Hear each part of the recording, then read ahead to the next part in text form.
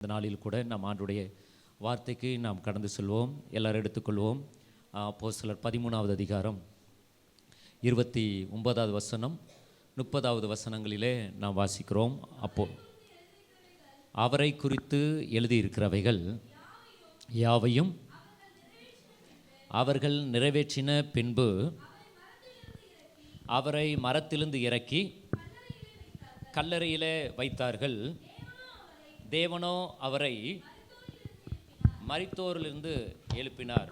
இங்கே நாம் பார்க்கிறோம், ஆண்டவராகிய இயேசு கிறிஸ்து இந்த உலகத்தில் ஆண்டவர் கடவுளாக இருந்தவர் இந்த பூமிக்கு மனுஷ அவதாரம் எடுத்து வந்து ஒரு பெண்ணோட வயிற்றில் பிறந்து 33 வருஷம் இந்த பூமியிலே பரிசுத்தமாய் வாழ்ந்தார்.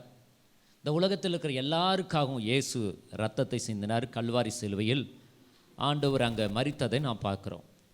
இந்த மரித்த இயேசுவை அங்கே சீசர்கள் போய் ஒரு கல்லறையில் வைத்தார்கள். கல்லறையில் வச்சாங்க. இதெல்லாம் ஏற்கனவே எழுதியிருக்கிறபடி இதெல்லாம் நடந்தது. என்ன சொன்னாங்க, கல்லறையில் வைத்தார்கள். இந்த சூழ்நிலையில் மக்கள்லாம் என்ன நினச்சாங்கன்னா, இயேசு அவர் எவ்வளோ பேருக்கு நன்மை செஞ்சார், எத்தனையோ பேரை உயிரோடு எழுப்பினார், அவர் பார்த்தீங்கன்னா இப்போ மரிச்சிட்டாரு அப்படின்னு சொல்லி எல்லாரும் என்ன சொல்லியிருப்பாங்க. சிலர் பரிசேயர் சதுசேயர் பிரதான ஆசாரியர்கள்லாம் சொல்லியிருப்பாங்க. என்ன சொன்னாங்கன்னா, தேவகுமாரன் சொன்னார், தன்னைத்தானே காப்பாற்றிக்க முடியலையே அப்படின்னு சொல்லி இப்படி ஒரு ஜனங்கள் சொன்னாங்க. சாத்தான் நினச்சா, ஆண்டவர் என்ன செய்யணும், இதுவரையில் நம்மளை இந்த பூமியில் வாழ்ந்தப்போ நம்மளை துரத்தினார், நம்ம ராஜ்யத்தை ஸ்தாபிக்க விடாதபடி ஆண்டவர் தடையாக இருந்தார். இனிமேல் நமக்கு என்ன செய்யணும், ஆண்டவர் மறிச்சிட்டாரு, அதனால் நம்ம ராஜ்யம்தான் இருக்க போகுதுன்னு சொல்லி பிசாசு இயேசு மரித்ததை அங்கே கொண்டாடியிருப்பாங்க. ஆனால் தேவனை பார்க்கும்போது அங்கே தேவன் என்ன செய்தார்னு சொன்னால் 30வது வசனத்தில் வாசிக்கும்போது, மக்கள் ஒரு பக்கம் சொன்னாலும் பிசாசு ஒரு பக்கம் நினச்சாலும் தேவன் மரித்த இயேசுவை, கல்லறையில் வைக்கப்பட்ட இயேசுவை, அவ்வளோதான் முடியாதுன்னு சொல்லி அங்கே கல்லறையில் வைக்கப்பட்ட இயேசுவை அங்கே தேவனோ அவரை மரித்தோரிலிருந்து எழுப்பினார். ஆண்டவருக்கு மகிமை உண்டாகட்டும். தேவனோ அவரை மரித்தோரிலிருந்து எழுப்பினார். இது முடியாத, மரித்தோரிலிருந்து எழும்புவது இது முடியவே முடியாத காரியம், இது சாத்தியமில்லாத காரியம். ஆனால் தேவன் அங்கே பார்க்கும்போது இயேசு கிறிஸ்துவை உயிரோடு எழுப்பினதை நாம் பார்க்குறோம். ஆண்டவருக்கு மகிமை உண்டாகட்டும். Impossible with man, possible with God. தேவனால் மனிதனால் முடியாத காரியத்தை தேவன் என்ன செய்ய முடியும், தேவனால் செய்ய முடியும். சாத்தியமில்லாத காரியங்களை சாத்தியமாக்க ஆண்டவரால் முடியும்.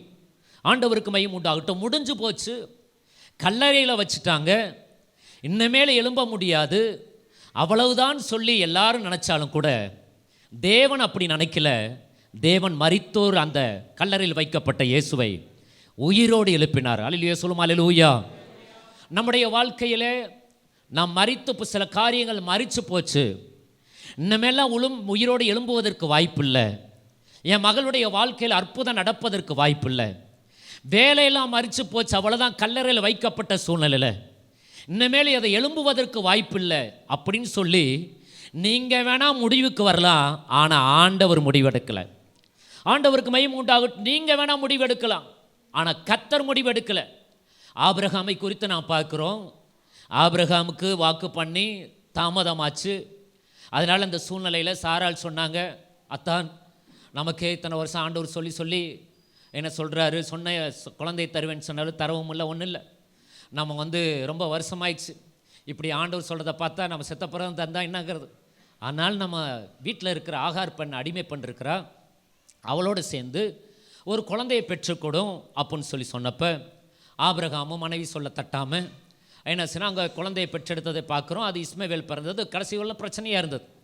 ஆண்டவருக்கு மகிமை உண்டாகட்டும். இங்கே நான் பார்க்கும்போது அந்த சூழ்நிலையில் ஆனால் இங்கே சாராள் நினச்சாங்க, சாராளுடைய கற்பம் செத்துருச்சு, ஆபிரகாமுடைய சரீரம் செத்துச்சு, இன்னமேல் குழந்தை பெற்றெடுப்பதற்கு வாய்ப்பே இல்லை, இன்னமேல் முடிஞ்சு போச்சு, அவ்வளோதான் அப்படின்னு சொல்கிற சூழ்நிலையில் ஆண்டவர் சொல்லியிருப்பார், ஆபிரகாமை நீ நினைக்கிற, நீ உன் வாழ்க்கையில் முடிஞ்சிருச்சுன்னு நினைக்கிற, அற்புதம் நடக்காதுன்னு நினைக்கிற, நீ முடிஞ்சிச்சுன்னு நினைக்கிற, சாராளே நீ முடிஞ்சிச்சுன்னு நினைக்கிற, ஆனால் நான் முடிஞ்சிச்சு நான் சொல்லலை. உன்னுடைய நினைவு என்னுடைய நினைவு அல்ல. நீ என்ன செய், நீ முடிஞ்சிச்சு நினைக்கிற சூழ்நிலையில் நான் அற்புதத்தை செய்வேன். ஹல்லேலூயா. ஆண்டவருக்கு மகிமை உண்டாவதாக. முடியாத காரியங்களை நம்முடைய ஆண்டவர் முடிய பண்ணுகிற ஆண்டவராக இருக்கிறார். உங்களுடைய பலத்தினால், உங்களுடைய பராக்கிரமத்தினால் முடியாத காரியத்தை நீங்களும் நானும் ஆராதிக்கிற ஆண்டவரால் முடியும். கர்த்தருக்கு ஸ்தோத்திரம். நீங்கள் எரேமியா 32வது அதிகாரம் 17வது வசனத்தில் வாசிக்கும்போது, அங்கே வசனத்தில் வாசிக்கிறோம், அங்கே இருக்கிறது, அங்கே வாசிப்போம். நான் கர்த்தராகிய ஆண்டவரை இதோ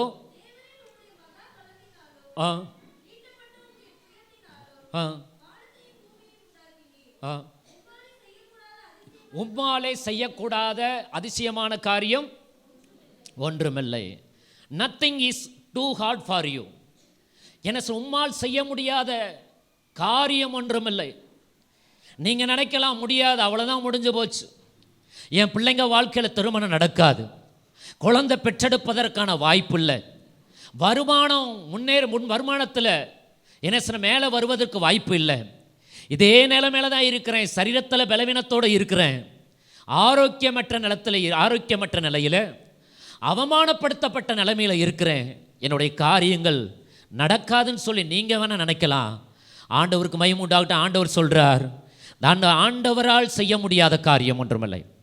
ஆண்டவருக்கு மகிமை உண்டாகட்டும். Nothing is hard for you.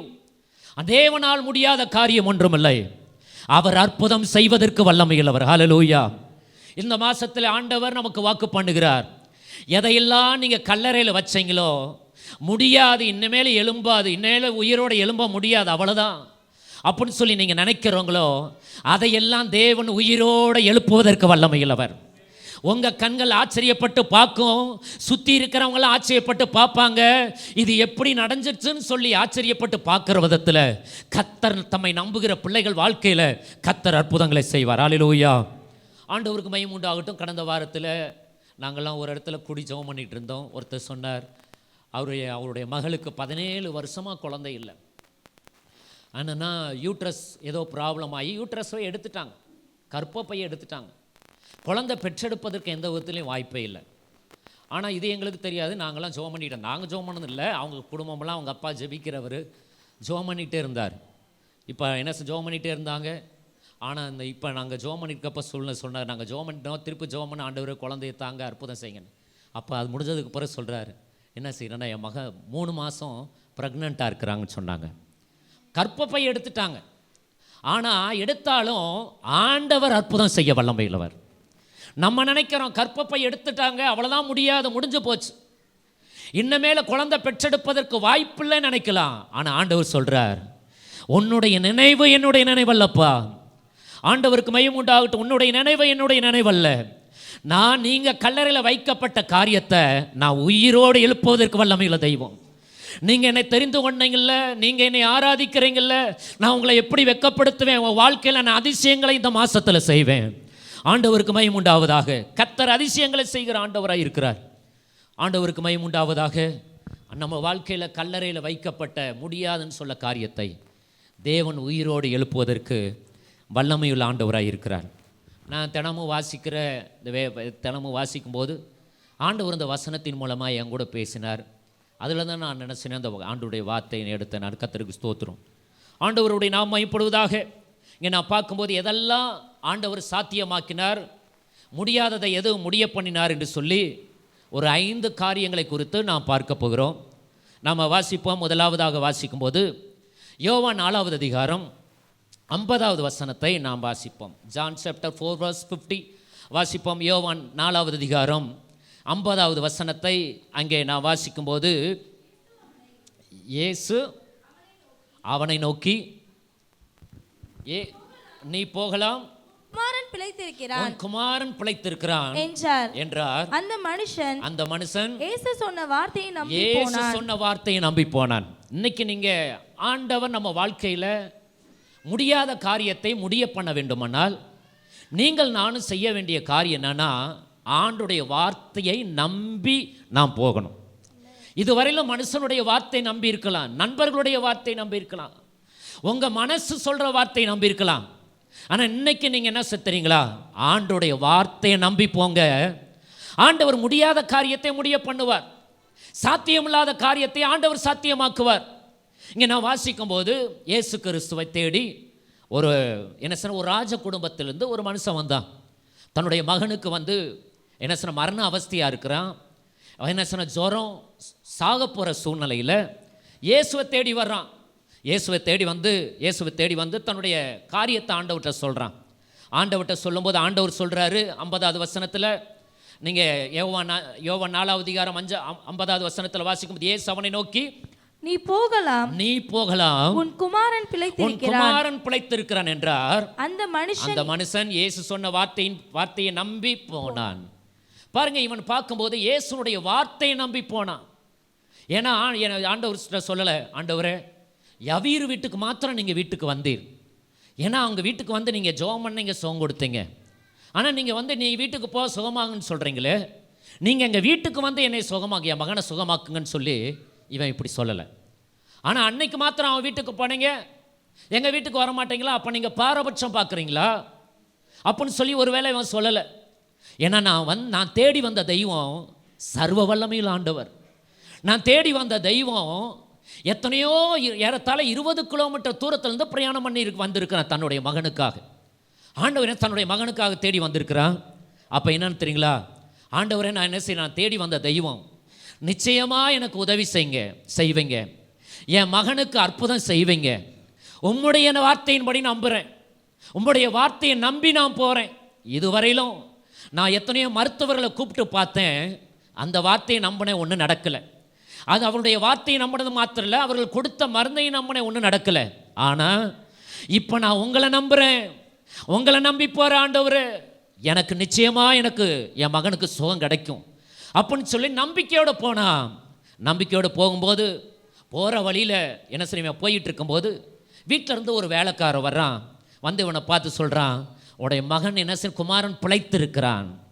நீ இயேசுவை தேடி போன இல்லை, நீ என்ன செய்ய பிரயாசப்பட்டு இத்தனை கிலோமீட்டர் தூரம் பிரயாணப்பட்டு இயேசுவை தேடி போன இல்லை, அந்த இயேசு உன் மகனை சுகமாக்கி இருக்கிறார். அந்த தேடி வந்த இயேசு உனக்கு அற்புதம் செய்திருக்கிறார். ஆண்டவன் சொன்ன அவன் சொல்லுகிறதை பார்க்குறோம்.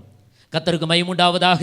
இங்கே நான் பார்க்குறது, எந்த நேரத்தில் இவன் சுகமானான்னு சொல்லி அவன்கிட்ட கேட்கும்போது, இயேசு எப்போ சொன்னாரோ உன் மகன் பிழைத்திருக்கிறான் நீ போகலான்னு சொன்னாரோ அந்த நேரத்தில் அவனுடைய குமாரன் சுகம் பெற்றதை பார்க்குறோம். ஆண்டவர் இயேசு என்ன சொன்ன, சமீபத்திற்கு மாத்திரம் தேவன் அல்ல, தூரமானதுக்கும் தேவன். தூரத்தில் இருக்கிறவர்களுக்காக ஜெபிக்கும் போது ஆண்டவர் அற்புதம் செய்வார். இன்றைக்கு யாருக்காக வந்திருக்கிறீர்கள், யாருக்காக ஆண்டவரை தேடுகிறீர்கள்? ஒருவேளை என் பிள்ளை எப்படி அவஸ்தைப்படுறான்னு நினைக்கலாம், என்னுடைய வாழ்க்கையில் இவ்வளவு போராட்டம் இருக்கிறது என்று நினைக்கலாம். ஆனால் இந்த இயேசுவை தேடி வந்தீங்களே, உங்களையும் கைவிட மாட்டார், உங்கள் பிள்ளையும் கைவிட மாட்டார், உங்கள் குடும்பத்தையும் கைவிட மாட்டார். உங்களுடைய தலையை கர்த்தர் நிமிர செய்வார். இயேசுவை தேடி பிரயாசப்பட்டு வந்தீங்கல்ல, உங்கள் பிரயாசத்தை கர்த்தர் அறிந்திருக்கிறார். ஆண்டவர் உங்களுடைய அலைச்சலை அறிந்திருக்கிறார், உங்களுடைய கண்ணீரை கர்த்தர் அறிந்திருக்கிறார். உங்கள் கண்ணீரின் ஜபத்துக்கு ஆண்டவர் இந்த மாசத்தில் பதில தரக்கூடிய மாதம், உங்கள் விண்ணப்பத்துக்கு ஆண்டவர் பதில தரக்கூடிய மாதமாக இருக்கிறது. ஹல்லேலூயா, ஆண்டவருடைய நாமம் மகிமைப்படுவதாக. இங்கே நான் பார்க்கும்போது அவன் என்ன சொல்கிறான்னா, இயேசுவை நம்பி போனான், அவனுடைய மகனுக்கு சுகம் கிடைத்ததை நான் பார்க்குறோம். ஆண்டவருக்கு மகிமை உண்டாவது, அவனுடைய மகனுக்கு சுகம் கிடைத்ததை நான் பார்க்குறோம். ஆண்டவர் என்ன சொன்ன, ஆண்டவரை தேடி வந்தவங்களை ஒரு நாளுக்கு கைவிட மாட்டார். ஆண்டவரை தேடி வந்தவங்களுக்கு ஆண்டவரை தேடி வந்து எவ்வளவு ரிஸ்க் எடுத்தாலும் ஆண்டவர் அற்புதம் செய்வதற்கு வல்லமையுள்ளவர். சில நேரத்தில் நாம் எடுக்கிற முயற்சிகள் தோல்வியாக போகலாம், சில நேரத்தில் மரித்தும் போகலாம். நீங்கள் இன்னொரு இடத்துல பார்க்கும்போது இயேசுவை தேடி வந்தாங்க, லாசருவை குறித்து பார்க்கும்போது அவங்க ஆண்டவர்கிட்ட சொல்லிவிட்டும் தாமதமாக வந்தார், அவன் செத்தே போயிட்டான்.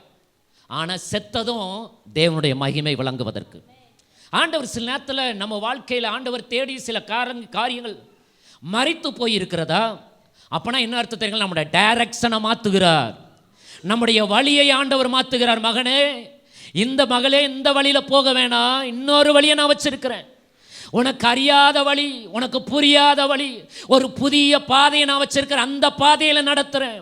நீ மறிச்சு போச்சு நீ கவலைப்பட்டு கலங்கிக்கிட்டு இருக்காத.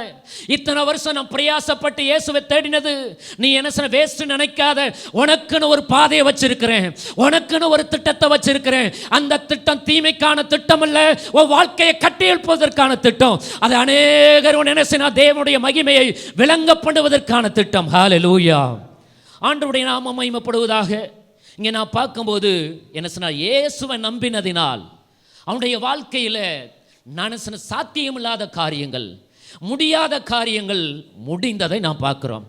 நம்ம வாழ்க்கையில் இயேசுனுடைய வார்த்தையை நம்ப வேண்டும். Trust the word of God. ஆண்டவருடைய வார்த்தையை நீங்கள் நானும் நம்பும்போது அந்த வார்த்தை நம்ம வாழ்க்கையை மாற்றி அமைக்கும். அந்த வார்த்தை நம்முடைய வாழ்க்கையில் பலனை கொண்டு வரும். ஆண்டவருடைய வார்த்தை பெண்மான்களை ஈனம் பண்ணும். ஆண்டவருடைய வார்த்தை சோர்ந்து போகிறவர்களுக்கு இளைப்பாறுதலை தரும். ஹல்லேலூயா. எத்தனையோ முறை என்ன 4 ஆராதனையில் பிரசங்கம் பண்ணுகிறோம். ஒவ்வொரு ஆராதனையிலும் அந்தந்த ஆராதனைக்கு ஏற்ற விதத்தில் ஆவியானவர் என்ன நடத்துகிறார். எனக்கு சில நேரத்தில் ஒவ்வொருடைய பிரச்சனை எனக்கு தெரியாது. ஆனால் ஒன்று தெரியும், நான் கத்தட்ட ஜெபம் பண்ணிட்டு வாரேன். ஆண்டவரே என்ன எவ்வளோ பேர் நேரத்தெல்லாம் என்னுடைய மனசில் பயங்கரமான பாரமும் வேதனை இருந்தது. எத்தனையோ பேர் 6 நாள் வேலை செஞ்சுட்டு பிரச்சனையோடு துக்கத்தோடு வர்றாங்க. அவங்களுக்கு ஆண்டவர் வந்த பிரகாரமாக போகக்கூடாது. ஆராதனையில் நீங்கள் தொடணும். நீங்கள் உங்களுடைய வார்த்தையின் மூலமாய் ஒவ்வொருவரையும் தொடணும். நீங்கள் சும்மா போகக்கூடாது அப்படின்னு சொல்லி மனசில் பாரத்தோடு என்ன ஒரு டெலிவரி பெயினோட வந்திருக்கிறோம். கர்த்தருக்கு ஸ்தோத்திரம்.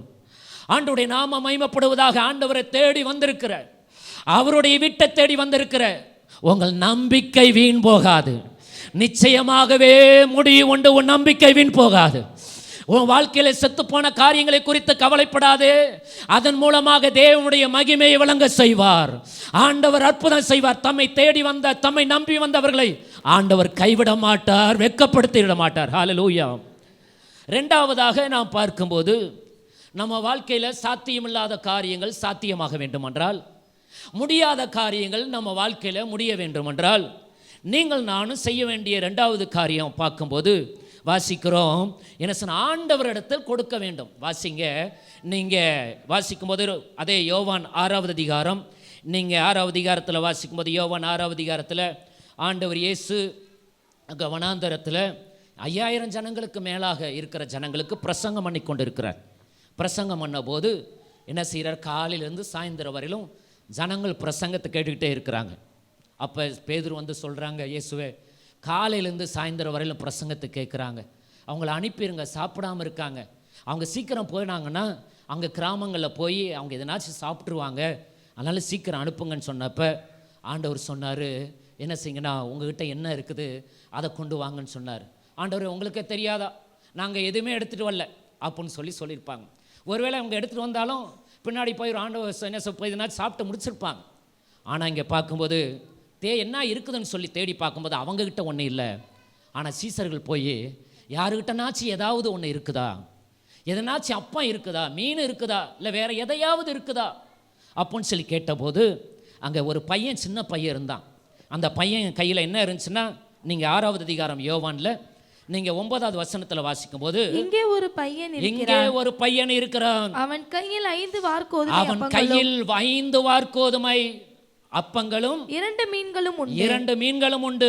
ஆனாலும் அவைகள் இத்தனை ஜனங்களுக்கு ஏமாத்திரம் என்ற. இத்தனை ஜனங்களுக்கு ஏமாத்திரம். இத்தனை ஜனங்களை போஷிக்க முடியுமா? 5000 ஜனங்களுக்கு மேலே இருக்கிறாங்களே, இருக்கிறது தேவை அதிகமாக இருக்கிறது கொஞ்சம். 5000 ஜனங்களுக்கு மேலே இருக்கிறாங்க, 5 அப்பம் தான் இருக்குது, 2 மீன் எப்படி இருக்குது?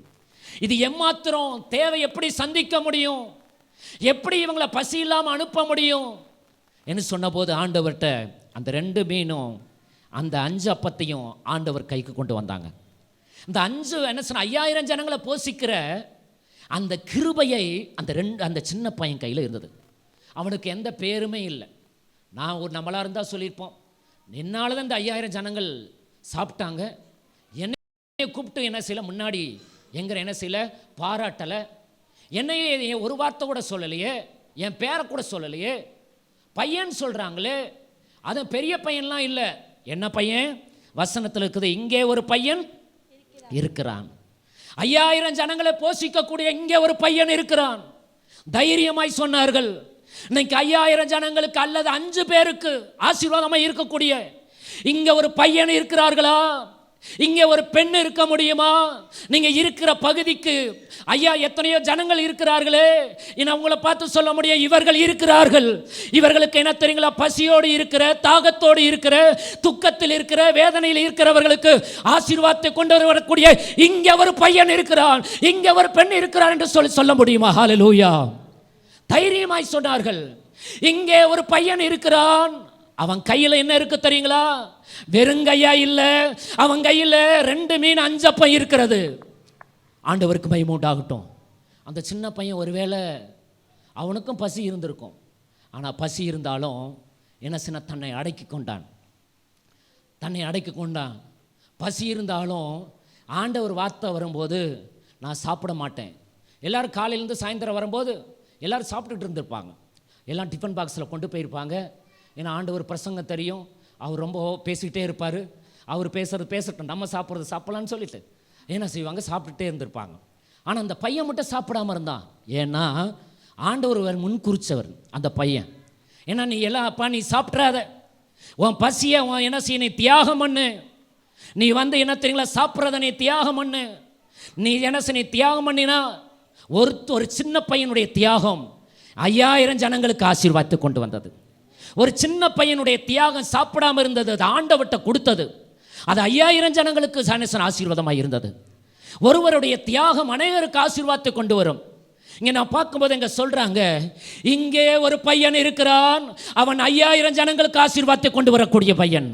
அவன் சாதாரணமாக எண்ணெய் விடக்கூடாது. அவனை சின்ன பையன் என்று அசட்டை பண்ணிவிடக்கூடாது.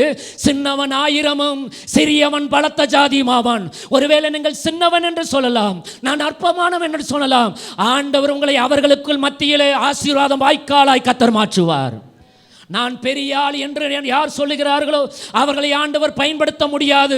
ஆண்டவரே நான் சின்னவன் என்று யார் சொல்லுகிறார்களோ அவர்களை ஆச்சரியமாய் பயன்படுத்துவார். ஆண்டவர் கிருபைகளை தருவார், ஆண்டவர் வல்லமைகளை தருவார். ஒருவேளை அவங்க பேர் இல்லாமல் இருக்கலாம், ஆனால் அநேகருக்கு ஆசீர்வாதத்தை கொண்டு வருவதற்கு வாய்க்காலை கத்தர் மாற்றுவார். ஹல்லேலூயா. ஆண்டவருக்கு மகிமை உண்டாவதாக.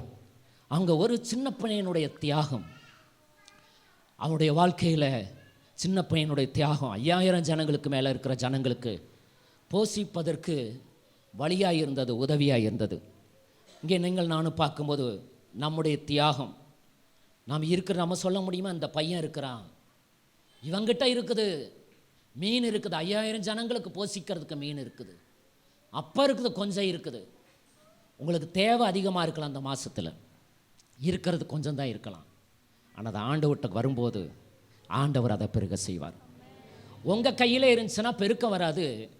உங்கள் கையில் இருந்துச்சுன்னா அப்பா இருந்துச்சுன்னா காக்கா தூக்கிட்டு போயிடும், அடுத்த பிள்ளை தூக்கிட்டு போயிடும், பிடிச்சி எடுத்துகிட்டு போயிடுவாங்க. யாரும் இன்னொருத்தவங்க எதனாச்சும் எடுத்துகிட்டு போயிடுவாங்க, கீழே விழுந்துடும். ஆனால் அது கத்தர் கரத்துக்கு போச்சுன்னா அது பெருகும். அல்லேலூயா.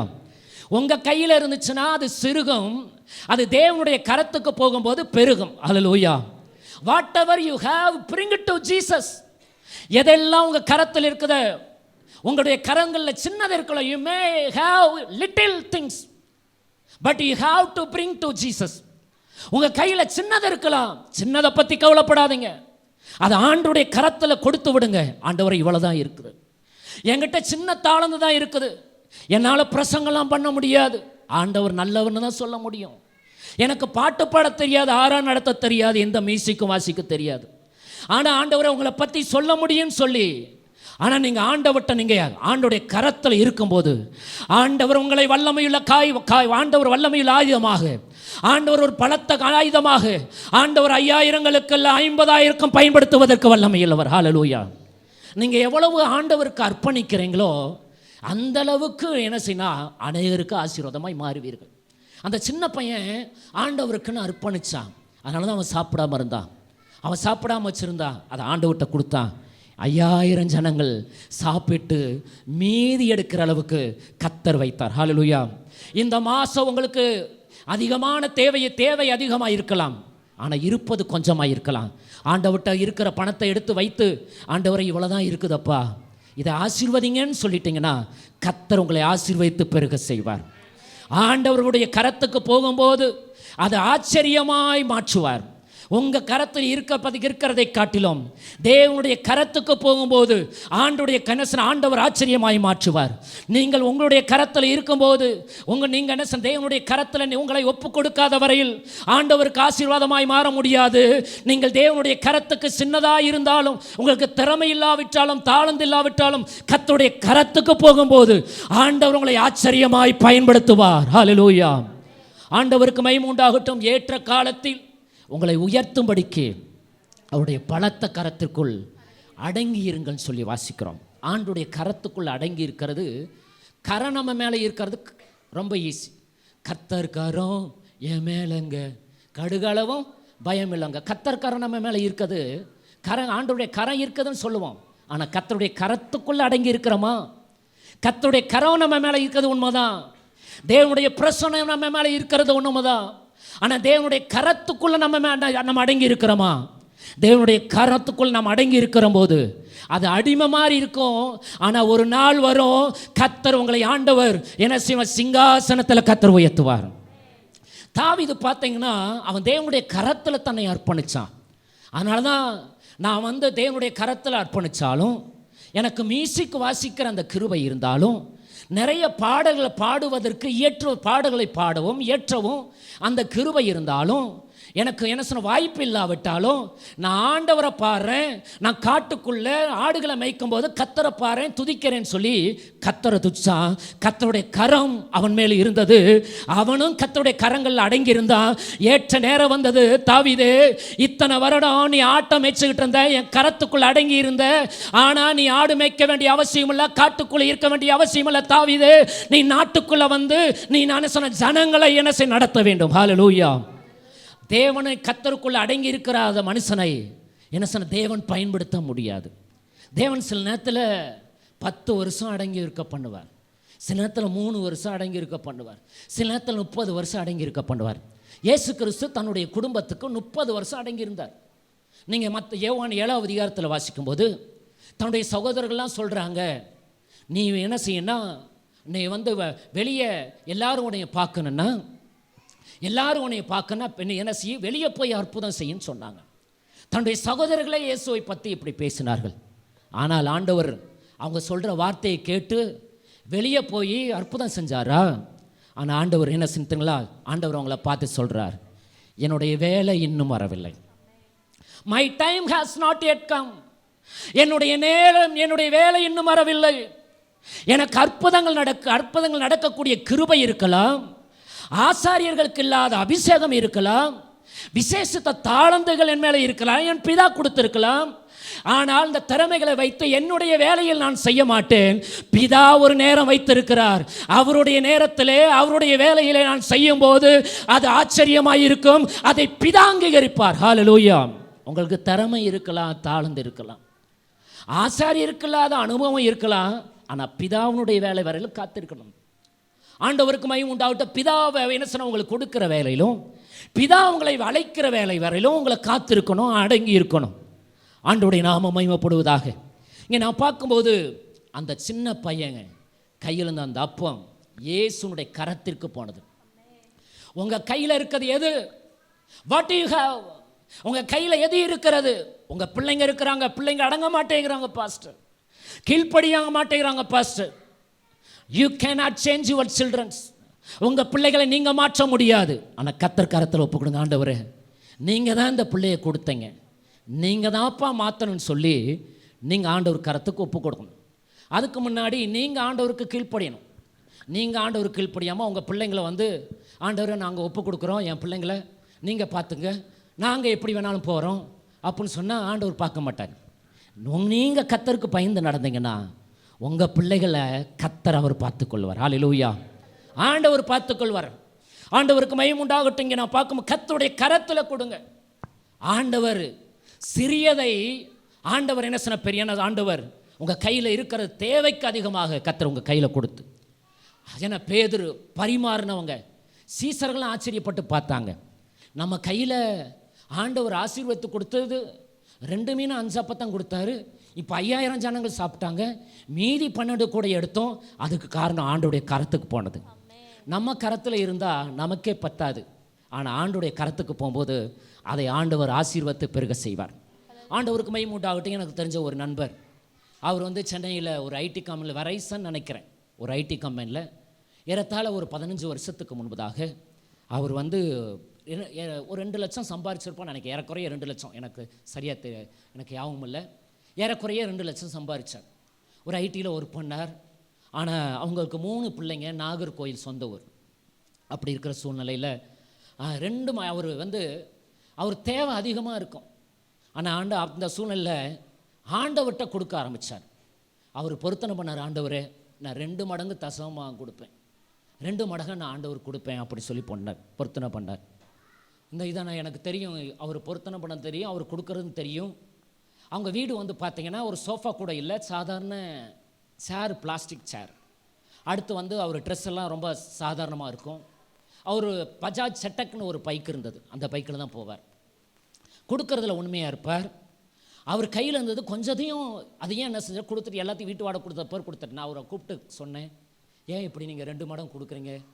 ஆண்டவர் ஒரு தசமாக கொடுத்தா போதும், 10ல் 1 கொடுத்தா போதும். ஏன்னா சொன்னால் நம்ம வந்து நல்லா 1 கொடுங்க, பிள்ளைங்களுக்கு வேண்டியதை பாருங்கள், கொஞ்சம் சேவ் பண்ணுங்கள். இதெல்லாம் நீங்கள் இந்த காரியங்களாம் செய்யுங்க. நம்ம டாம் டூம்னு செலவு பண்ணுறதை காட்டிலும் நீங்கள் என்ன செய்யுங்க, இதை நீங்கள் என்ன செய்யுங்க, செலவு பண்ணுங்க.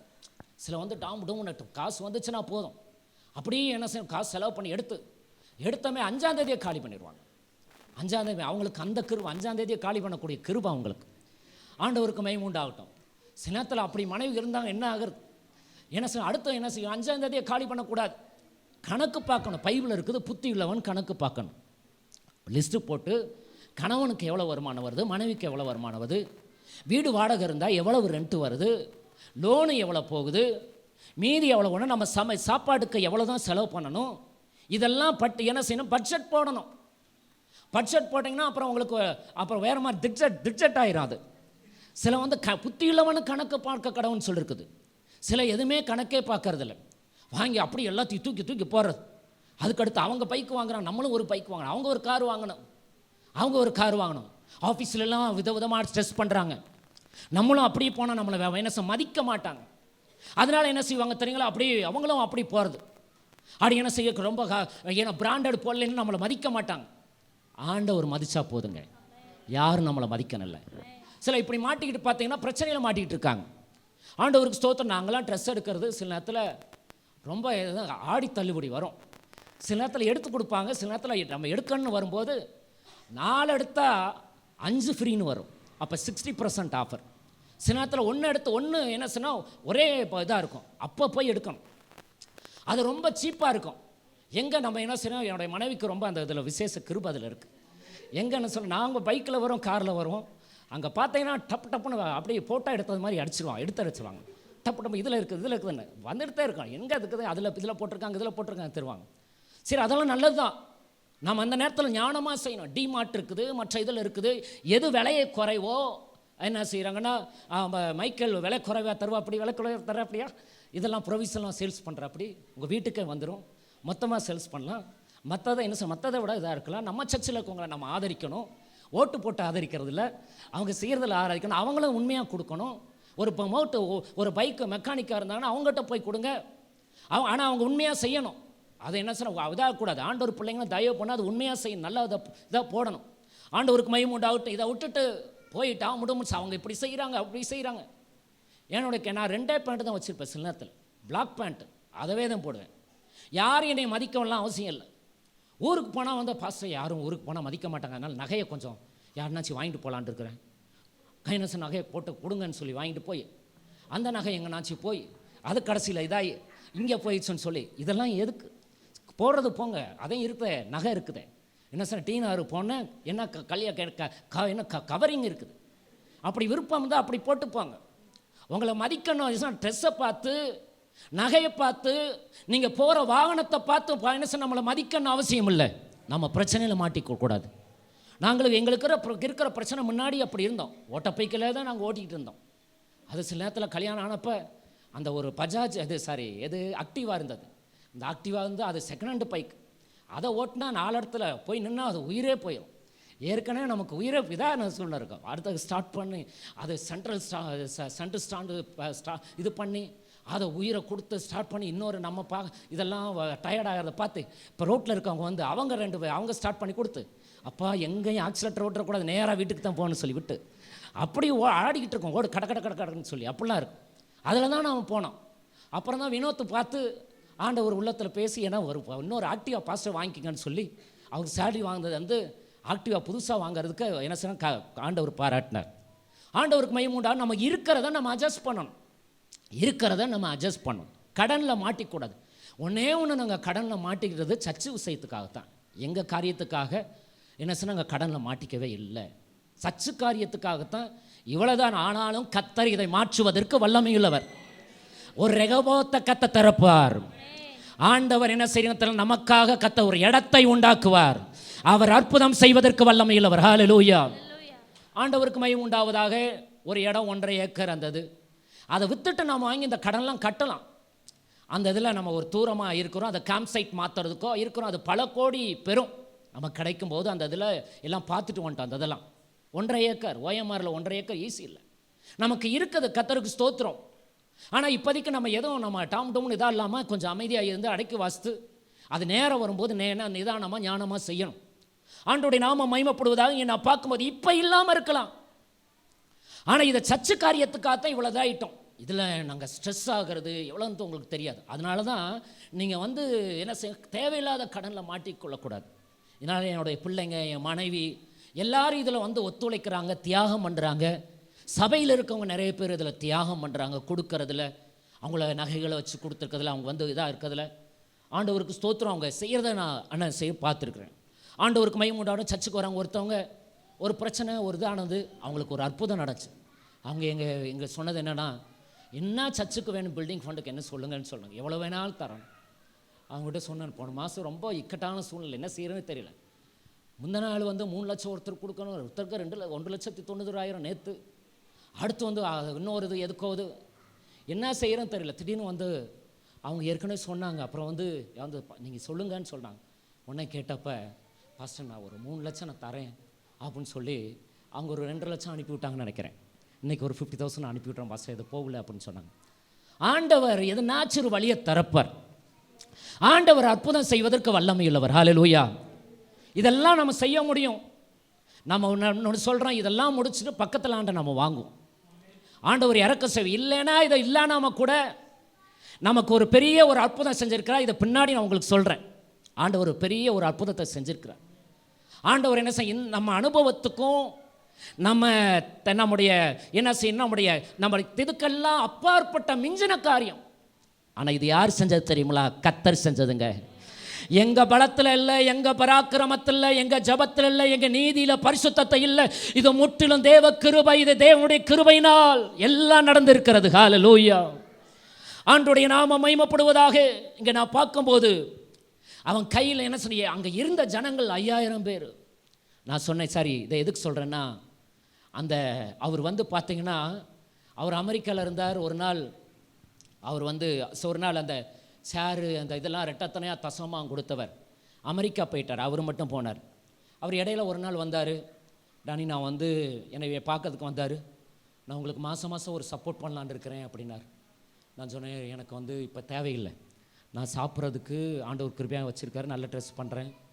எத்தனை பேர், கொஞ்சம் பேருக்கு என்னால் முடிஞ்ச அளவு சப்போர்ட் பண்ணுறதுக்கு கர்த்தர் வச்சுருக்கிறார், அதனால் வேண்டாம், நான் சொல்கிறவங்களுக்கு நீங்கள் செய்ய முடியுமா அப்படின்னு கேட்டேன். நீங்களே போய் பாருங்கள், உங்கள் அப்பாவும் அனுப்பி விடுங்க, குடும்பத்தில் யாருனாச்சும் அனுப்பி விடுங்க, போய் பார்த்து உண்மையாக செய்கிறாங்கன்னா, கிராமத்தில் உண்மையாக செய்கிறவங்களுக்கு நீங்கள் செய்யுங்கன்னு சொன்னோம். ஒருத்தருக்கு பார்த்துட்டு 8000 ரூபா மாதம் கொடுத்தாங்க.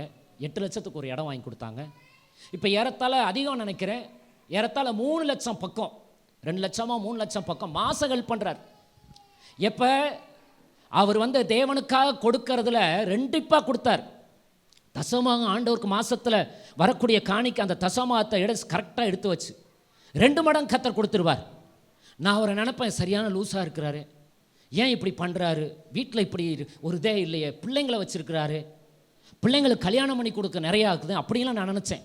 ஆனால் இன்றைக்கி பார்த்தீங்கன்னா அமெரிக்காவில் ஒரு நல்ல கம்பெனியில் நல்ல சேலரியில் மாதம் 3 லட்சம் பக்கத்தில் என்ன சொன்னால் அவங்களுக்கு வந்து எத்தனை பேருக்கு சப்போர்ட் பண்ணுறாரு.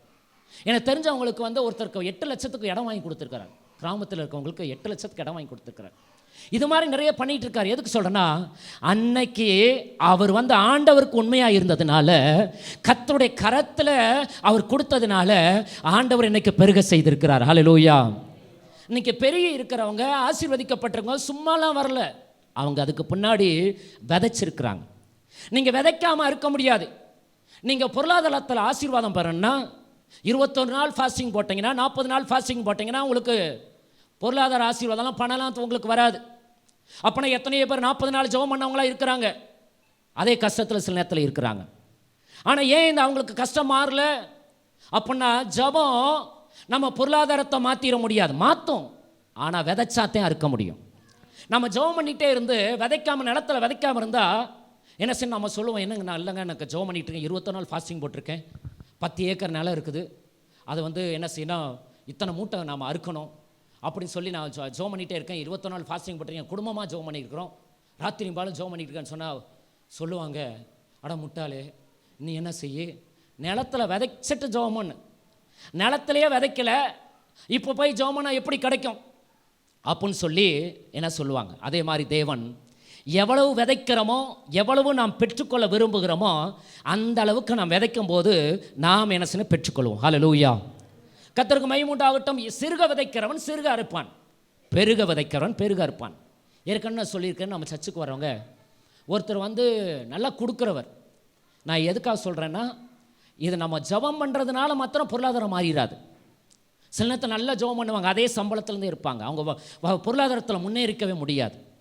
இதுக்காக சொல்கிறேன். இப்போ அவர் வந்து என்ன பார்த்தீங்கன்னா, நல்ல ஒரு கம்பெனியில் சம்பாதிக்கிறார், 1.5 லட்சம் மாதம் சம்பாதிப்பார், கொடுக்கறதுல உண்மையாக இருப்பார். அவருக்கு 5 லட்சம் வந்துச்சுன்னா உடனே எனக்கு 50,000 ரூபாய் என் அக்கௌண்ட்டில் ட்ரான்ஸ்ஃபர் பண்ணிடுவார். அதுக்கடுத்து பார்த்தீங்கன்னா ஒரு 10 லட்சம் வந்துச்சுன்னா எனக்கு அனுப்பிடுவார். மாதம் என்ன சொல்லி அவ்வளோ அனுப்புகிறவர். ஆனால் ஒரு நாள் என்ன சொன்ன, அவர்கிட்ட நான் பேசினப்ப ஒரு சத்தியம் தெரியல. ஜெபம் காலையில் 10 நிமிஷம் கூட ஜெபம் பண்ண மாட்டார், பைபிள் படிப்பார், ஜெபம் பண்ணுவார், இந்திலிருந்து ரட்சிக்கப்பட்டார், 10 நிமிஷம் தான் ஜெபம் பண்ணுவார். அடுத்து பைபிள் வசனம் சத்தியமெல்லாம் தெரியாது. ஆனால் அதுக்கு காரணம் நான் யோசித்து பார்த்தேன், இந்த மனுஷன் வந்து நாளுக்கு நாள் ஆசீர்வதிக்கப்படுறாரு, அவருடைய கம்பெனி எக்ஸலண்ட் ஆகிட்டே இருக்குது, நிறைய ப்ராஜெக்ட் வந்துக்கிட்டே இருக்குது. இதுக்கு காரணம்னு சொல்லி யோசித்தப்ப அவருக்கு சத்தியம் தெரியாமல் இருக்கலாம், சத்தியம் தெரியறதுனால அவங்க வந்து பொருளாதாரத்தில் ஆசீர்வதிக்கப்பட்டாங்கன்னு சொல்ல முடியாது. அவர் விதைக்கிறதுனால தான் அவர் என்ன செய்கிறார், பொருளாதாரத்தில் ஆசீர்வதிக்கப்பட்டார்னு சொல்லி அதுக்கு பிறகு தான் கர்த்தர் உணர்த்தினார். ஜெபம் நம்ம வாழ்க்கையில் ஜெபம் பெற்றால் மகிமை வரும், கிருபை வரும், வரங்கள் வரும். ஆனால் நம்ம விதைத்தால் பொருளாதாரத்தில் ஆசீர்வாதம் வேண்டுமானால் நாம் பொருளாதாரத்தில் தேவனுக்குன்னு விதைக்கணும். ஒரு நிலம் ஒரு மக்காச்சோள விதையை விதைச்சா தன்னை போலையே 100 கொடுக்க முடியுமானால், பரலோகத்திற்கென்று விதைச்சால், தேவனுக்கென்று விதைச்சால் அவர் ஒன்றை மாற்றம் கொடுக்கிறவல்ல, பல மடங்கு திருப்பி தருகிற ஆண்டவர். விதைத்தால் ஒரு நாளில் கிடைக்காது, அடுத்த நாளில் கிடைக்காது, சில நேரத்தில் 3 மாதங்கள் ஆகலாம், 6 மாதங்கள் ஆகலாம். ஒரு தென்னை விதையை விதைச்சா தன்னை போலவே ஒரு சீசனில் 20 கொடுக்கிறது, 20 கொலைகளுக்கு 20 வந்து கொடுக்கிறது. அப்போ 100 ஏறத்தாழ ஒரு 50-60 வருஷம் இருந்தால் அது எத்தனை 1000 மரங்க, 1000 தென்னைகளை கொடுக்கிறது. ஒன்றைத்தான் விதைக்கிறாங்க, அந்த ஒன்று பல ஆயிரங்களை கொடுக்குமானால் தேவனுக்காக விதைக்கும் போது தேவன் பல மடங்கு நமக்கு தருவதற்கு வல்லமையிலவர். இந்த சீக்கிரட்டை நான் தெரிஞ்சதுனால தான் ஆண்டவர் கிருபையினால் நான் அதிகமாக கொடுக்க ஆரம்பித்தேன். கொடுக்க ஆரம்பித்ததுக்கு பிறகு ஆண்டவர் வந்து பல மடங்கு ஆண்டவர் திருப்பி தர ஆரம்பித்தார். எல்லோரும் வந்து அந்த கொரோனா டைமில் எல்லாருக்கும் ரொம்ப கஷ்டப்பட்டாங்க. ஆனால் பல லட்சங்கள் நம்ம கைக்கு வந்தது. அந்த டைமில் என்ன சொன்னால் பல லட்சங்கள் கையில் வந்தது. அதனால நிறைய பேருக்கு உதவி செய்ய முடிஞ்சு. என்ன சொல், கொரோனா டைமில் சர்ச்சை நடத்தாது, ஏன்னா சர்ச்சுக்கு வந்தால் தானே காணிக்கா தசமாக வாங்க முடியும். இப்போ சர்ச்சையில் நிறைய பேருக்கு வேலை இல்லையே, எப்படி கிடைக்கும்? கர்த்தர் எதனாச்சும் ஒரு வழியை செய்வாருங்க. நம்ம விதைக்கிறோம் பாருங்க, அந்த விதை என்ன தெரியுங்களா, பஞ்சத்தில் உதவி செய்யும். ஆண்டவருக்கு மகிமை உண்டாவதாக. எல்லாரும் சொல்லுவாங்க, எப்படிங்க இதாச்சு? பல லட்சங்கள். இந்த பல லட்சம்லாம் வந்து நாங்கள் என்ன சேர்த்து வைக்கல. கர்த்தர் என் கையில் 1 லட்சம் கொடுத்தாருன்னா என்ன செய்யணும், 10,000 ரூபா கையில் வச்சுக்கிட்டு இல்லை 5,000 ரூபா கையில் வச்சு எல்லாத்தையும் தூக்கி கொடுத்துருவேன். அதனால தான் நம்பித்தரார், புரியுங்களா? அதனால தான் என்ன செய்ய, லட்சங்களை கர்த்தர் நம்பித்தரார், இடங்களை தர்றார். நான் சொல்லும் போது சாக்காவீங்க, ஒரு நாள் நான் சொல்கிறேன். ஆண்டவருக்கு மகிமை உண்டாவதாக. அதனால தான் இடத்த தர்றார். ஆண்டவர் திறந்த வாசலை தர்றார். ஒன்று ஆத்மாவில் நம்ம சபையில் ஆத்மா கொஞ்சம் குறைஞ்சிருச்சு, நம்ம அதை ஃபீல்டு ஒர்க் பண்ணுவோம், ஆனால் விட மாட்டோம். இந்த பகுதியில் இறங்குவோம், கர்த்தர் கிருபையை தருவார். ஆண்டவர் பலன் கொடுக்கிற வரையில் நம்ம ஓடி அவருக்காக ஆத்மா தான் செய்வோம். இந்த பகுதியில் ஒரு லேண்ட்மார்க்காக மாற வரையிலும் ஆண்டவர் இந்த பகுதியில் ஒரு பெரிய சபையை கத்தரி எழுப்புவார். ஹல்லேலூயா. ஆண்டவருக்கு மகிமை உண்டாவதாக. நான் கொடுக்கறதுனால தான் கர்த்தர் கொடுக்க உதவி செய்வார். விதைக்கும் போது கஷ்டமாக தான் இருக்குது, தன் கையில் இருக்கிறது போகுதுன்னு இருக்கும். ஆனால் அது யார் கைக்கு போகுதுன்னா தேவராஜ்யத்துக்கு போகுது. ஆண்டவர் பெருக செய்வார். அதில் நீங்கள் உண்மையாக இருந்து பாருங்கள், கர்த்தர் உங்களை உங்களுக்கு வர்ற வருமானத்தில் கர்த்தருக்கு நீங்கள் கொடுத்து பாருங்கள், ஆண்டவர் உங்களை ஆசீர்வதிப்பார். ஆண்டவர் இந்த 2 மீனும் 5 அப்பமும் இயேசுவின் கரத்துக்கு வந்துச்சு, அதை ஆண்டவர் பெருக செய்தார். பெருக செய்த ஆண்டவர் என்ன செய்ய உயர்த்தினார். சமீபத்தில் ஒரு குடும்பம், அவங்க தசமாகலாம் ரொம்ப கஷ்டமான சூழ்நிலை. அவங்க சொன்னாங்க, பாஸ்டர் நாங்கள் இத்தனை வருஷம் தசமாக கொடுக்கல, இத்தனை லட்சம் நாங்கள் கொடுக்கணும், ஏறத்தாழ 10 லட்சம் நினைக்கிறேன், நாங்கள் இதை இதாச்சுன்னா நான் உங்களுக்கு அந்த 10 லட்சம் உடனே நான் கொடுத்துறேன்னு சொல்லிட்டாங்க. எதுக்கு சொல்கிறேன்னா, உங்களுக்கு தெரியாது யார் யாருன்னு சொல்லி. எனக்கு தெரியாது. சில தெரிஞ்சுன்னா என்ன சொன்னால், அவங்ககிட்ட எப்படினாச்சும் வாங்கலாம், எப்படி வாங்கலாம் அப்படின்னு சொல்லிடுவாங்க, கடன் வாங்கி. ஒருத்தர் அப்படி தான் நான் சொல்லிவிட்டேன், அவங்க அப்படி கொடுக்குறாங்கன்னு. இவங்க உடனே ஃபோன் பண்ணி இவங்களுக்கு கொடுங்க, அவங்களுக்கு கொடுங்க, இவங்களுக்கு கொடுங்க, அவங்க கஷ்டப்படுறாங்கன்னு சொல்லி அவங்களுக்கு ஃபோன் பண்ணி, பாஸ்டர் ஏன் இப்படி சொன்னீங்க, என்னை சொல்லி இப்படி என்ன சரி எல்லாரும் எனக்கு ஃபோன் அடிக்கிறாங்க இப்படின்னு சொல்லிட்டாங்க. அதனால தான் சில காரியங்களை சொல்லணும், சில நேரத்தில் சொல்லக்கூடாது. அது அவங்களுக்கு நமக்கு பிரச்சனை இல்லை, அவங்களுக்கு பிரச்சனையாக மாறிடும். ஆண்டவருக்கு மகிமை உண்டாவதாக. இங்கே நான் பார்க்கும்போது ஆண்டவர் என்ன சொன்ன, ஆண்டவருடைய கரத்துக்கு வந்தபோது ஆண்டவர் அவனை பெருக செய்தார். ஆண்டவர் அவனை ஆசீர்வதிக்க ஆரம்பித்தார்.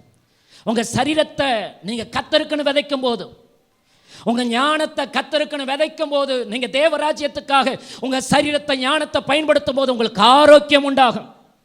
ஏங்க, ஒரு சம்பாதிக்கிறதுக்கு ஒரு நாளைக்கு 8 மணி நேரம் 9 மணி நேரம் வேலைக்கு போகிறோமே, உங்கள் சரீரத்தை எவ்வளவு என்ன சொன்ன இதாகிற வரையில் இருக்காங்க, உங்கள் மூளையை கசைக்கு பிழியறதுக்கு இதாக்குறீங்களே, தேவராஜ்யத்துக்காக உங்கள் சரீரத்துக்கு என்ன விதைக்கிறீங்களா?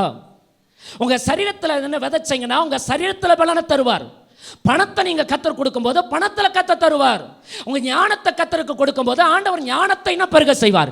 எதை கர்த்தருக்கு கொடுக்கிறீர்களோ அது உங்களுடைய வாழ்க்கையில் பெருகும். ஹல்லேலூயா. ஆண்டவருக்கு மகிமை. காண ஒரு கல்யாண வீட்டில் திராட்சை ரசம் இல்லை, ஆனால் அது முடியாதான், சாத்தியமே இல்லை. தண்ணி கொஞ்சம் இருந்துச்சுன்னா பரவாயில்ல, தண்ணியை ஊற்றி மிக்ஸ் பண்ணி சர்க்கரையை போட்டு கொடுத்துடலாம், அதுவும் கண்டுபிடிச்சிருவாங்க, அதுவும் பிரச்சனை வேறு வந்துடும். ஆனால் ஆண்டவர்கிட்ட வந்துச்சு, ஆண்டவரே என்ன செய்யணும்னு தெரியல, எங்கள் குடும்பம் அடிமை அவமானப்படக்கூடிய சூழ்நிலை வரப்போகிறது, கல்யாணத்தில் திராட்சை ரசம் குறைஞ்சு போச்சு, என்ன ஆக போகுதுன்னு தெரியல ஆண்டவரே. வேலைக்காரன் வர்றான், வேலைக்காரன் என்ன சொன்ன, எஜமான்களை ஆண்டவர் பயன்படுத்த முடியாது. God cannot use the masters, God can use the servants. ஆண்டவர் எஜமான்களை ஆண்டவர் பயன்படுத்த மாட்டார், வேலைக்காரர்களை பயன்படுத்துவார். நீ வர வேணாம், எஜமான கூட்டி வந்த ஆளு இந்த வீட்டில் யாரு என்ன சார் பெரிய பணக்காரன், அவனை கூட்டிவான்ல. ஆண்டவர் சொன்னார், வேலைக்காரவங்களை கூப்பிட்டார், ஜாடிகளில் தண்ணீரை நிரப்புங்கன்னு சொன்னார். ஆண்டவர் சொல்கிறவங்க செய்கிறவங்க தான் வேலைக்காரவங்க. மாஸ்டராக இருக்கிறவங்க எஜமான இருக்கிறவங்க செய்ய மாட்டாங்க. நீங்கள் நானும் we should not be master, we should be servant. நீங்கள் நானும் மாஸ்டராக இருக்கக்கூடாது, எஜமான்களாக இருக்கக்கூடாது. இதோ நீங்கள் சொல்கிறதை கேட்கிற தன் ஜாடிகளில் தண்ணீரை ஊற்றக்கூடிய நாங்கள் வேலைக்காரர்கள், நீங்கள் சொல்வதை செய்யக்கூடிய வேலைக்காரர்கள் சொல்லி யார் கர்த்தருக்கு தங்களை அர்ப்பணிக்கிறார்களோ அந்த வேலைக்காரர்களை ஆண்டவர் பயன்படுத்துகிறார். ஹல்லேலூயா. எஜமானோட எண்ணம் வந்துடக்கூடாது. Masters attitude, we should not give the masters attitude. சில மாஸ்டர்ஸ் ஆட்டிட்யூட் இருக்கும், நான் யார் தெரியுமா, நான் இறங்கி போகணும், நான் இப்படி பண்ணுவான், இந்த மாஸ்டர் ஆட்டி இருக்கக்கூடாது. ஆனால் இயேசு அவர் மாஸ்டர், அவர் இறங்கி வந்தார், சீசருடைய காலை கழுவினார்.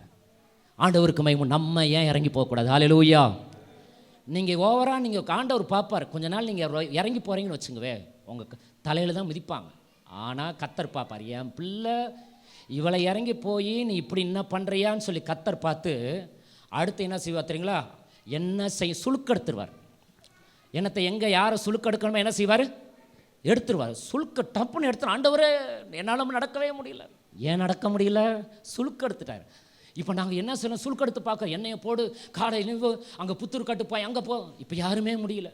இது கர்த்தர் தான் சுழுக்கெடுத்தது, கர்த்தர் தான் மாற்றணும், அதனால் கர்த்தர் தான் வரணும். யாக்கோப்ப கர்த்தர் சுழுக்க தொட்டார் பாருங்க, சுழுக்க வந்துடுச்சு. ஆண்டவருக்கு மகிமை. நீங்கள் இறங்கி போகிறீங்க, அதை வந்து ஓவர் என்ன சொன்னால் அது ஓவராக அவங்க இதை எடுத்துக்கிட்டாங்கன்னா கர்த்தர் பார்ப்பார், என் பிள்ளை இவ்வளோ இறங்கி போய் என் தாழ்மையாக பாரு, நீ ஓவராக போறியாம்மா, ஓவராக போறியாப்பா அப்படின்னு சொல்லி கர்த்தர் பார்த்து சுழுக்கெடுக்க ஆரம்பிப்பார். ஹல்லேலூயா. இந்த மாதத்தில் நீங்கள் சுழுக்கெடுக்கலாம், நம்மளாம் எடுக்கக்கூடாது. நம்மளாம் என்ன செய்யணும், நம்மளாம் எடுக்கக்கூடாது. நம்ம சர்ச்சுக்கு வரவங்களுக்கு அதெல்லாம் வரக்கூடாது. ஹல்லேலூயா. ஆண்டவருக்கு மகிமை உண்டாவதாக சொல்லி நான் முடிச்சிடுறேன். எப்போ சொல்லி முடிக்கிறேன்னு அப்போ தான் சொல்கிறீங்க. அப்போ என்ன சொன்ன, எபேசியர் 6ஆம் அதிகாரம் நீங்கள் 10வது வசனத்தில் கடைசியாக என் சகோதரனை சொல்லிட்டு அப்போ தான் அது சொன்னதுக்கு பிறகு பவுலுக்கு நிறைய வெளிப்பாடு வருது. அதுக்கு பிறகு திரும்ப ஆரம்பிக்கிறார். அதே மாதிரி சில வெளிப்பாடுகள் வரும் முடிய போகிற டைமில். ஆனாலும் பயப்படாதீங்க, சீக்கிரம் முடிச்சிருவோம். ஹல்லேலூயா. கர்த்தருக்கு ஸ்தோத்திரம். பயங்கர வெளிப்பாடு நீங்கள் கேட்குறத பார்த்தேன், எனக்கு பிரசங்கம் அதனால தான் வருது. யாரையும் தலையை குனியாமல் பைபிளை கீழே பார்க்குறது, எனக்காக ஜெபம் பண்ணாமல் தலையை கீழே குனிஞ்சு கண்ணை மூடி எனக்காக ஜெபம் பண்ணாமல் அப்படி இருக்கிறதுனால தான் பிரசங்கம் வருது. ஹல்லேலூயா. எனக்கு வந்து உங்கள் முகத்தை பார்த்தா தான் பிரசங்கம் வரும். சில நேரத்தில் தலையை குனிஞ்சிங்கன்னா பிரசங்கம் வராது. அதனால் தலையை குனிகிறவங்கள தலையை குனிஞ்சிக்கிட்டே பின்னாடி உட்காந்துங்கன்னு சொல்லிடுவோம். ஆண்டவருக்கு மகிமை உண்டாவதாக.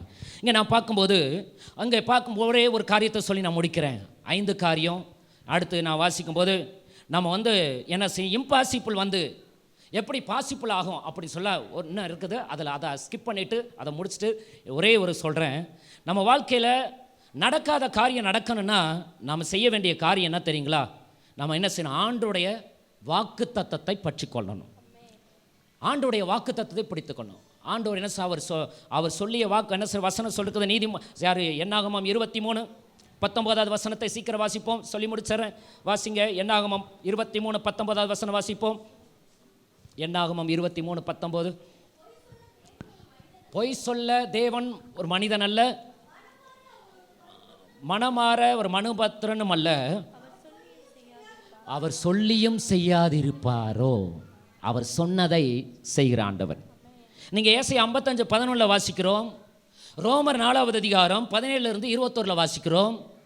அங்கே வாக்குத்தத்தம் பண்ணினதை நிறைவேற்ற வல்லவராய் இருக்கிறார். ஆண்டவர் நமக்கு ஒரு பிராமிஸை கொடுத்துட்டா, வாக்குத்தத்தத்தை கொடுத்துட்டா நிச்சயமாக அதை நிறைவேற்றுவார். ஆண்டவர் நிச்சயமாக அதனால தான் ஆண்டவர் என்ன வாக்குத்தத்தம் கொடுத்துருக்கா அதை எங்களுக்கு தெரியல பாஸ்டர் அப்படின்னு சொல்லக்கூடாது. ஆண்டவருடைய வாக்குத்தத்தத்தை நம்ம பெற்றுக்கொள்ளணும். ஆண்டவருடைய வாக்குத்தத்தத்தை பெற்றுக்கொள்ளணும். அவர் சொன்ன வாக்குத்தத்தத்தை நிறைவேற்றுவார். அவர் நிறைவேற்றாத தெய்வம் அல்ல. ஆண்டவருக்கு ஸ்தோத்திரம். ஆபிரகாமுடைய வாழ்க்கையிலே வாக்கு பண்ணினார், யாக்கோப்புடைய வாழ்க்கையில் வாக்குத்தத்தம் பண்ணினார், ஈசாக்குடைய வாழ்க்கையில் வாக்குத்தத்தம் பண்ணினார். அதையெல்லாம் செய்து முடிச்சார். உங்க வாழ்க்கையில், என்னுடைய வாழ்க்கையில் வாக்குத்தத்தம் பண்ணி இருக்கிறாரா? ஆனால் வாக்குத்தத்தம் இப்படி இருக்கிறது, சூழ்நிலை எதிர்மாறா இருக்குது. ஆபிரகாம் சொல்லியிருப்பார், ஆண்டவரே வாக்குத்தத்தமெல்லாம் பெருசாத்தான் நல்லா இருக்குது, சந்ததி பெருசாக இருக்குன்னு சொல்கிறீங்க, நீ பெருக செய்வேன்னு சொன்னீங்க. ஆனால் பார்த்தீங்க எல்லாம் போய் கிடக்குது. ஏன்னா சொன்ன சாராளுடைய கற்பம் செத்து போச்சு, என் சரீரமும் போச்சு, இன்னும் போய் எங்கே நடக்கும். ஆனால் ஆபிரகாம் 19 வசனத்தில் அவன் சூழ்நிலையை பார்க்கல, வாக்குத்தத்தத்தை பார்த்தான். Don't look at your breakdowns, look at great God. நீங்கள் சூழ்நிலையை பார்க்காதீங்க, சூழ்நிலைகளின் மத்தியில் நிற்கிறாரே பெரிய ஆண்டவர், அவரை பாருங்க. யவீரு வந்து சூழ்நிலையை பார்க்கல, 12 வருட பெரும்பாடுகளுக்கு அற்புதம் செஞ்சார். அந்த ஆண்டவர் நான் தேடி வந்திருக்கிறேன். எத்தனையோ பேருக்கு அற்புதம் செஞ்ச அந்த ஆண்டவர் தேடி வந்திருக்கிறேன், எனக்கு அற்புதம் செய்வார். அவர் என் பக்கத்தில் இருக்கிறார். துர்ச்செய்தியை கேட்டாலும் நான் பயப்பட மாட்டேன். நீதிமான் துர்ச்செய்தியை கேட்டும் பயப்பட மாட்டான். அவன் இருதயம் பயப்படாது, அவன் இருதயம் கலங்காது. ஹல்லேலூயா. சில நேரத்தில் பிசாசு சொல்லுவான், அவ்வளோதான், முடியாது, முடிஞ்சு போச்சு, இன்னமேலும் வாய்ப்பில்லை. ஆனால் கர்த்தர் வாக்குத்தத்தம் சொல்ல இல்லை, அவர் வாக்குத்தத்தம் பண்ணினதை நிறைவேற்ற வல்லவராய் இருக்கிறார். வாக்குத்தத்தம் பண்ணினவரை நம்ப வேண்டுமே தவிர நாம் வழிகளில் நடக்கிறதை நம்பக்கூடாது. நம் வழிகளில் என்ன சம்பவிக்கிறது, வழிகளில் யார் போகிறார், யார் என்ன சொல்லுகிறார், வழிப்போக்கர் பலதை சொல்லுவாங்க, அதை பற்றி கவலைப்படாதீங்க.